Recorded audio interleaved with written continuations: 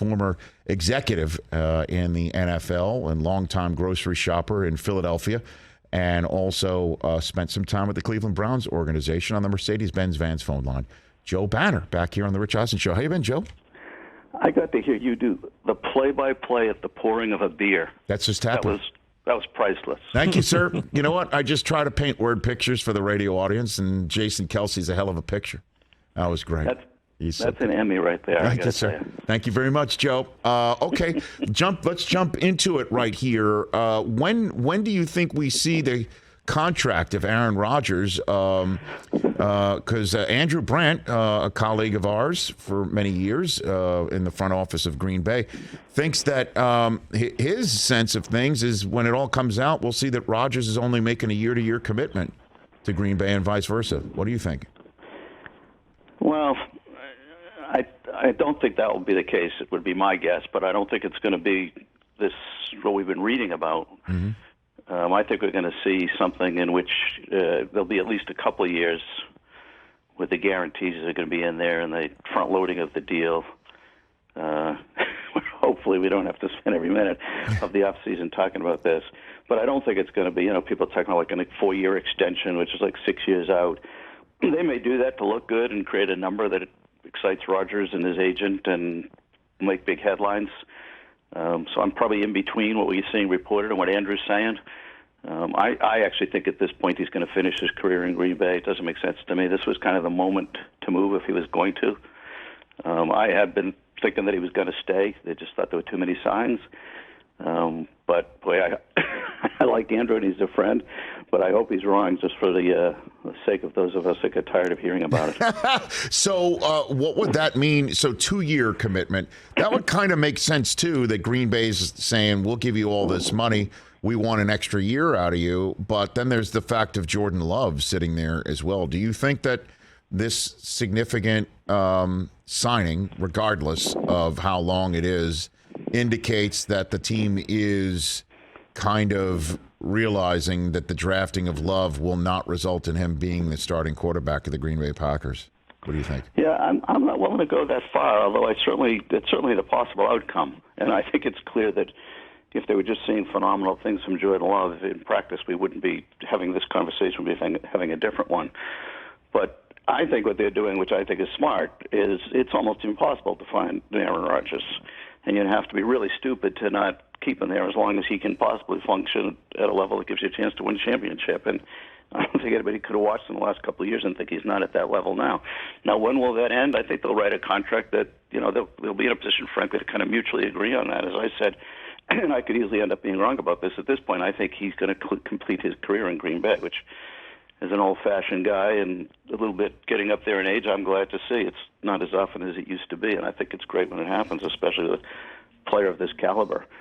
But I think that they'll have a year. They'll have enough guaranteed money in the deal and front-loaded enough that moving off of him after a year or even two will be really challenging to their future cap. I don't think they care anymore. So I think it's going to be determined by how well he's playing and how anxious he is to keep playing. I think he is now completely in control of the situation. And people didn't realize he really didn't have an out this year. He had kind of an understanding that if they couldn't work out, he could get out. But it wasn't the Brady situation where Brady was completely in control and he could leave whenever he wanted to. The Rodgers thing is much more of a commitment to Green Bay than even the last Brady contract was in New England. When you say that you don't think they care anymore, put a few more meat on the bones about the Packers and the way that they normally do business or have done business and the way that they're currently doing business right now, what it means for Green Bay. Joe? Yeah, I think it means that for the next 2 to 3 years, they're going to be the favorite or in the top 2 or 3 teams in the NFC to make the Super Bowl, and I think they're going to keep Rodgers as long as they feel like and he wants to play, that he gives them a chance to win that Super Bowl.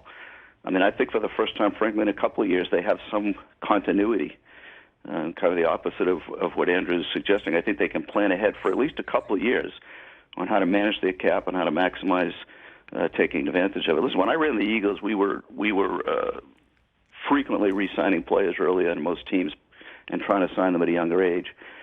And people always ask me, well, do you just think this is a strategy that would work for anybody? And I used to say, no, if you have an older quarterback that gives you a chance to win a Super Bowl, you should be doing the opposite of what I'm doing.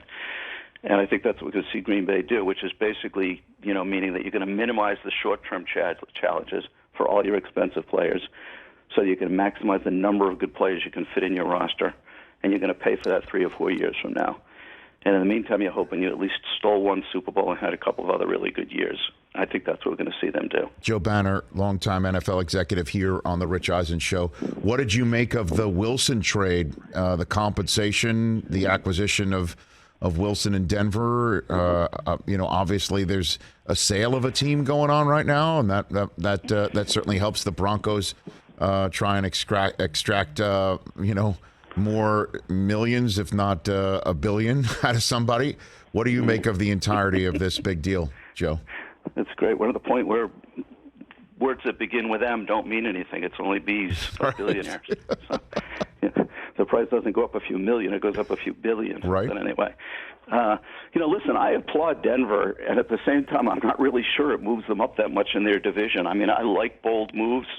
I think they do have a good team. I usually reject the notion that they're a quarterback away from being good, but I actually think that is the case in Denver.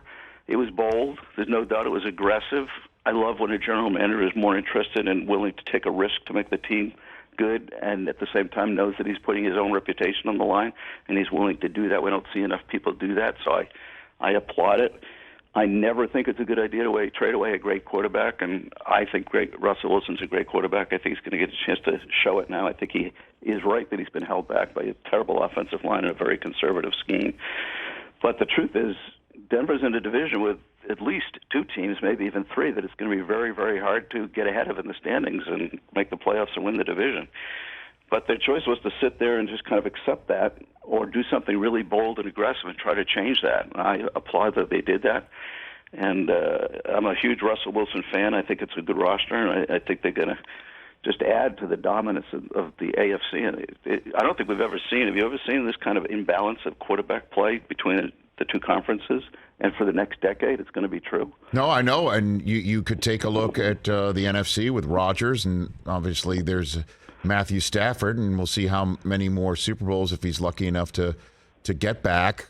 Dak in the NFC, and Carson Wentz is now back in the NFC, and I want to kind of put a pin in that with you, Joe Banner, while also wondering what you think Seattle's plan is here, why this happened, and what you think John Schneider and Pete Carroll's next move may be based on your knowledge of the situation in any way.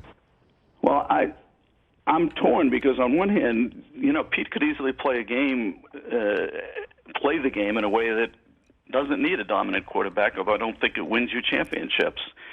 That is his personality. I mean, could he be thinking he's going to go ahead with Drew Lock and try to draft somebody else and develop him and look at it again in a couple of years? Could he be sitting there with all these assets and looking at somebody like Deshaun Watson?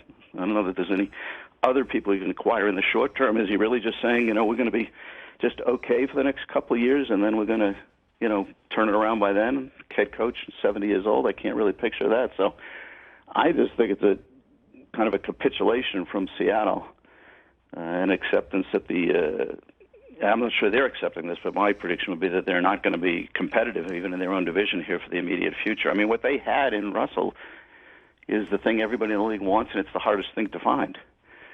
And they traded away, and they got a great package of assets. I think they got fair compensation, but when it comes to the quarterback, it's a little bit like basketball, where you have a small number of players that can have a huge impact on the game. Quarterback's the same thing in the NFL. If you don't have it, you're in trouble. They don't have it, and I don't see the path to getting it. So I understand why they did it if the relationships are broken down, but I think they're going to end up regretting it. Joe Banner here on the Rich Eisen Show. You just mentioned moments ago the arms race in the AFC is off the charts. I mean, off the charts in the AFC West alone. And then you've got Burrow in the AFC North with Lamar and Trevor Lawrence, who knows how much of a leap he can make, and young quarterbacks that have been drafted in the AFC East to go along with Josh Allen, for crying out loud. So the Colts now have an opening, and I'm wondering what you think their positioning is. Is it similar to what you just said about Seattle in terms of capitulating to a bad relationship and it's going to be a problem? What do you think? Well, I think the difference is, and I was taking a lot of heat for the Wentz mistake, but I think Chris Ballard is, if not the best, and the best couple of general managers in the league, and he knows he's got to fix this. I think they'll make some move that will be reasonably aggressive short term and then try to find a long-term solution. So I actually think the speculation about somebody like Jimmy Garoppolo ending up in Indianapolis has a real chance, and I think there'll be a few bidders on that. I think it's probably the type of person you could see a Pittsburgh type of team target as well. So I think San Francisco is going to benefit by being kind of patient here and letting this play out a little bit, and then kind of ending up with maybe 2 or 3 teams that really badly need a quarterback, are in a position to win short term, and he may be the last guy standing that gives any team a serious chance of winning in the immediate future with the talent they have. And I think that's the Colts. I think the Colts are a much, much better team than we realize right now. They just need to get that quarterback spot at a high level. So let's talk a little bit about Wentz now. I'll unpin it now that we're on the subject matter. And, you know, your former team in Philadelphia, and you know Howie Roseman very well, an aggressive move made for him. And we know his whole story about having an MVP season before his reckless play, you could say. I mean, he was a reckless abandon, however you want to put it. That we've seen over and over again from him, knocked him out. Foles wins the championship. He winds up in Indianapolis eventually. He's now one and done. And now he's a twice-traded quarterback. What is your assessment of Wentz now that you've seen him as a pro for all these years, and what gives is essentially the question. Joe? Yeah, just first to be clear and transparent, I was a big fan of that pick. I was a big fan of his play. I was a big fan of them giving him a long, very, at the time, expensive contract. So take what I say next with a grain of salt, since I'm 0 for 3 in my predictions about Wentz so far. But right. I just think at this point, you know, there's enough evidence on the table. You got 2 of the smartest front offices in football that were deeply invested in this guy and had to pay a huge price to not have him on their team anymore. And then you can watch what you can see with your own eyeballs every Sunday. I just don't see how you turn around and make a bet on that guy to lead your team and be able to beat some of the quarterbacks that we just talked about, some of the quality of the teams that we're seeing out there, just again in their own division. I don't even see how they get to winning the division, you know, with this kind of move. And this is always one of my pet things, since I felt like negotiating was one of my strengths. Who did they think they were bidding against that they had to pay that in compensation and take on the entire contract? So I've actually been very critical of the trade. Wentz will make some spectacular plays. He'll have some games in which you're like, oh, my God, we did find the guy. But when the 17 games are done, you're going to be disappointed in his play. That's what I believe at this point. But as I say, I'm 0 for 3 on my analysis of Wentz, so take it how you want. Well, what's the scuttlebutt or word or what have you on his locker room presence and things of that nature and off the field? There's just always some sort of hum in the background, right? Some sort of noise about that. And I'm wondering what you may, you know, wouldn't Washington know something before making that trade? Right. You'd like to think so, and you said it right. I mean, he does manage to have a few players in each of the places that he's been that gravitate towards him, become very close to him, you know, very committed to him. I mean, you know, we saw Darius Leonard speak out the other day. This is not some unimportant player that doesn't know the difference between good guys and bad guys, or good players and bad players. And in each place we've had a few of those, but that's the minority. It's hard to identify why. I mean, he's no doubt strong-willed. He's no doubt hard to coach. Everybody that's worked with him has made it clear that he has sometimes too much confidence. But we're going to see the same thing that's going to happen in Washington. He's going to have a group of guys that are going to be very enthralled and taken with him and want to play with him and, you know, help him take them somewhere. But he's also going to have a larger group that it's just not going to feel right about him as the leader of their team or the organization. And, you know, you talk to different people, you get kind of different explanations or theories. Nothing seems that clear as to, you know, what it is about him that causes people to react that way. But if they think they're bringing somebody in who's going to kind of continue the improvement of the culture that I think Ron Rivera has started in Washington, I don't think this is the right guy to do that. He's just too controversial. Joe Banner, longtime NFL executive here on the Rich Eisen Show. A few more minutes left with him. What do you think Howie Roseman and the Eagles' plan is? We're hearing Fletcher Cox is on the block. We also heard that prior to the news involving Calvin Ridley's suspension, the Eagles were aggressive in trying to go get him. And then there's the matter of the 3 first-round draft choices and Jalen Hurts as the starting quarterback. What do you think the gambit is afoot in Philadelphia right now, Joe? So I think the Eagles' view is that they don't have to panic about quarterback, even though I think they have doubts that Hurts is the answer.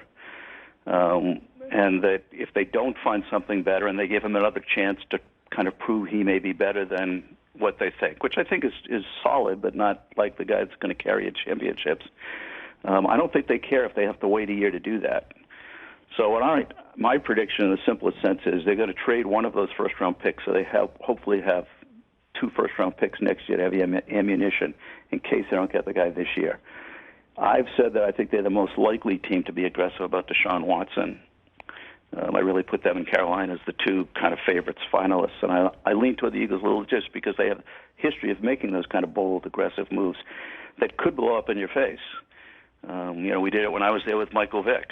So they have the personality to take on that kind of risk. But I think their attitude is that if they can't get them at the right price, they're going to position themselves to be in next year's draft and have ammunition to move off if necessary, and know that whether it's Hurts develops or next year's draft, that's the latest at which they'll have a quarterback they think and hope can carry them for the next decade. So I think we're going to see them, maybe take a shot at like a Watson if he can get his issues cleared up, not completely, but mostly, certainly the criminal part of it.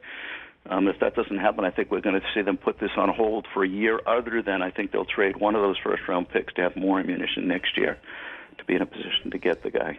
Before I let you go, Joe, the news that Khalil Mack is coming here to Los Angeles for the Chargers. It's a 2 and a 6 for Mack. And so what does that deal tell you about the way both teams are approaching matters in their respective neighborhoods, Bears and Chargers? What does that indicate to you? Sure. Yeah, everything, and I think it's good. I think that the Bears realize we have a ways to go, and let's not fool ourselves into spending an extra $25-30 million this year, thinking that, so we win 7 games instead of 5. That's a stuck in the middle, going to get you nowhere over time. So they're taking a step backwards that I think they need to take to have a chance to become really good, and hopefully they'll use these assets effectively. So I think it's smart on their part. I don't think it pretends that they don't think Khalil can play well anymore. I just think it's where they are in their evolution. And I say about general managers, the thing that distinguishes the good ones from the just okay ones are the ability to not just know how to pick players, but how to build a team. So I think that if you understand the fact that where they are right now, the right thing to do is kind of tear it down a little bit more and then rebuild it with a better foundation. If I was a Bears fan, I'd be really encouraged by that.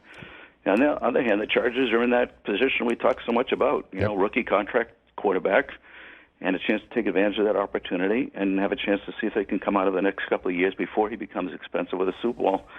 And I think we're just seeing the beginning of what they're going to do to try to make that happen, and that's exactly what they should be doing. So, I focus a lot on team building and how smart is the approach. I actually think this trade says both teams should feel good about the people they have in leadership right now. They're reflecting very well where they are in their evolution. They're evaluating their own team correctly, and they're making the right moves for this moment in time. And I certainly think it's the case for the Chargers it's wise to do that and put some more eggs in this year's basket.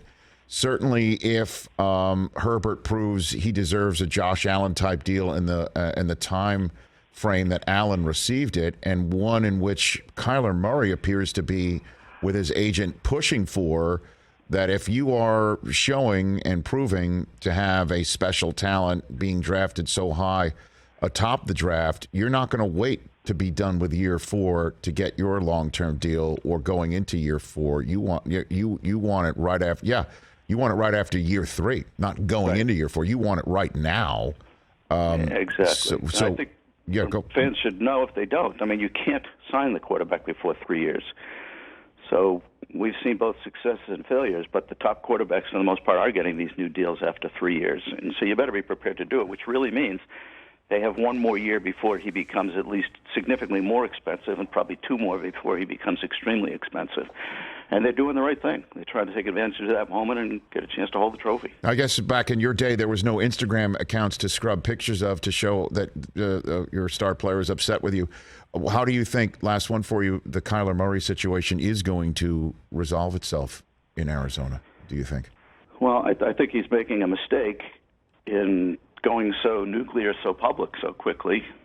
I do think he's right to put the team in a position where he's not risking his health and his future without getting the kind of contract and guarantee that he deserves. Now, we can argue exactly what that number is, but clearly he deserves a quality new contract as a starter. But I just don't understand the strategy of putting a team on a defensive publicly this early. I mean, the league year hasn't started.